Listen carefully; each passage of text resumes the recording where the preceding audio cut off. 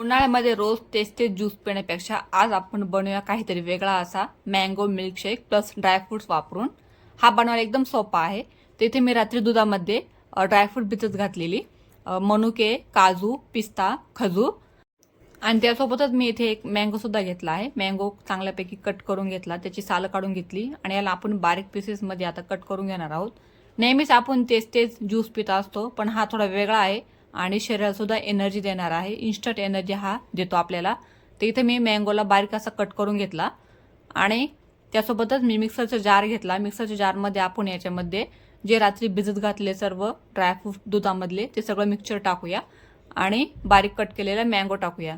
आता याला आपण मिक्सरमध्ये फिरून घेऊया, पूर्ण अशी बारीक याची पेस्ट करून घेऊया. हे बनवायला खूप सोपं आहे आणि बघू शकता याला किती छानपैकी असं टेक्स्चर आलं आहे.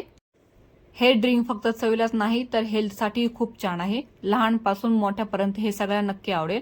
तुम्ही अशी रात्री भिजवलेल्या ड्रायफ्रूटची ट्रिक वापरून मँगो मिल्कशेक करून बघा आणि कशा प्रकारे त्याची चव लागते याची कमेंट करून नक्की सांगा. तोपर्यंत व्हिडिओ लाईक करा, शेअर करा आणि त्यासोबत सबस्क्राईब सुद्धा करा. थँक्यू.